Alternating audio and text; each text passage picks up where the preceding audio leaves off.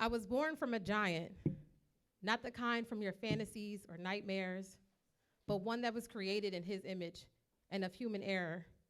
And because I emerged from this giant's womb, my destiny was always meant to be a black woman. From her beginning, I was hers, and she was also mine. And in my becoming, I got her nose, her lips, even the girth of her breasts. But I never acquired her height nor her strength.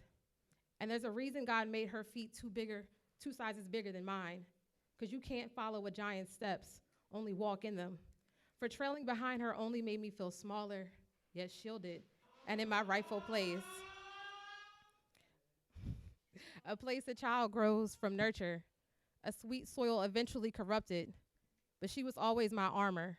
So her soles bore calluses from rough terrain and running through fire to save my future while still walking through shattered, unearthed gardens of her own past.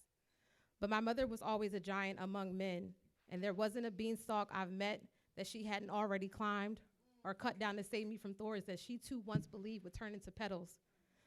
Coarse are her hands and mine so fragile, but those hands kept the belly full, the lights on, and the cracks in the walls from shattering. Because it said that a hustler and a provider are synonyms for a single mother, so no anthem could ever humble her. But I wish those hands could have poured life into me, brought the rainbow down to earth so I could see the world in my own hue. Maybe I wouldn't have borne a pain that those hands couldn't heal. This heart doesn't forget, but I do forgive and have mercy, because the tools that a giant learned to use were never fit for them anyway. And the only weakness is one day they will fall to the imbalance of strength and fragility, succumb to the guise of their mighty yet delicate hearts, and one day be a failing memory. But when this giant falls, there will be no sound, no disruption of earth nor rubble, but dust will settle and she will rise anew. And on the opposite side of life, she will be filled with an abundance man could never provide her. And this giant will not be sent to sleep, but to rest.